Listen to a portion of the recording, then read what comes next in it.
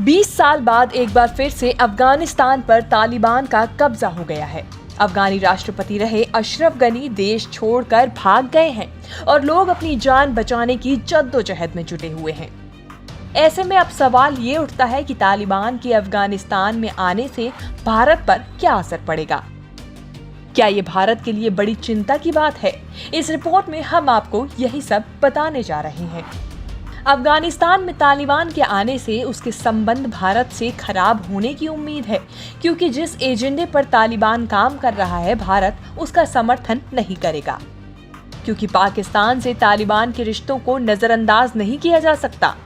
पाकिस्तान अंदरूनी तौर पर तालिबान के साथ मिलकर दूसरे देश खासकर भारत में आतंकवाद फैलाने की कोशिश करता रहा है।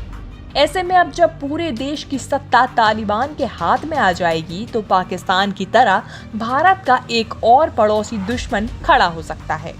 जिस रास्ते पर अब तक तालिबान चलता आया है वो किसी से छिपा नहीं है। हालांकि फिलहाल जब तालिबान के प्रवक्ता जबीउल्लाह मुजाहिद से भारत से संबंधों को लेकर पूछा गया तो उन्होंने कहा, हम भारत समेत सभी देशों के साथ अच्छे संबंध बनाए रखने की उम्मीद करते हैं। हम अफगानिस्तान की बेहतरी के लिए काम करेंगे। भले ही पहले संबंध अच्छे नहीं रहे हैं, लेकिन अब हम बेहतर संबंध बनाने की कोशिश करेंगे।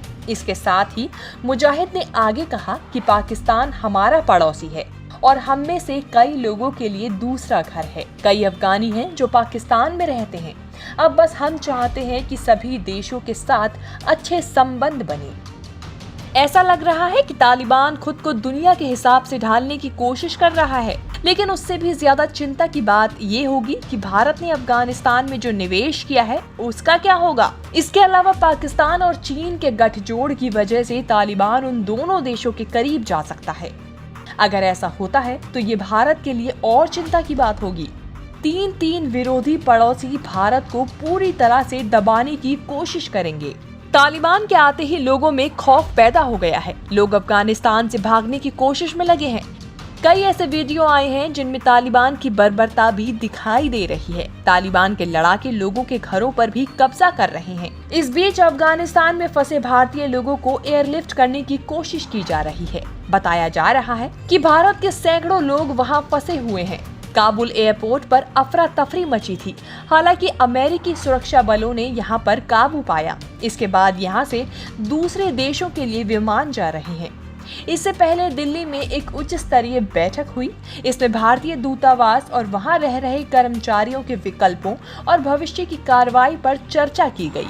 इसके बाद आगे अफगानिस्तान में क्या होगा इसकी बात की जाए तो पूर्व राष्ट्रपति हामिद करजई ने घोषणा की है कि सत्ता के हस्तांतरण के लिए एक परिषद का गठन किया जा रहा है।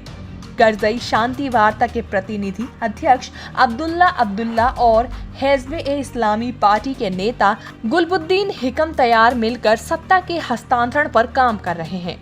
तालिबानी नेता मुल्ला बारादर नेतृत्व संभाल सकते हैं। तालिबान ने पहले से ही कैबिनेट पोर्टफोलियो को लेकर फैसला कर लिया है। तालिबान का कहना है कि अफगानिस्तान में कोई अंतरिम सरकार नहीं होगी। न्यूज़ तक ब्यूरो।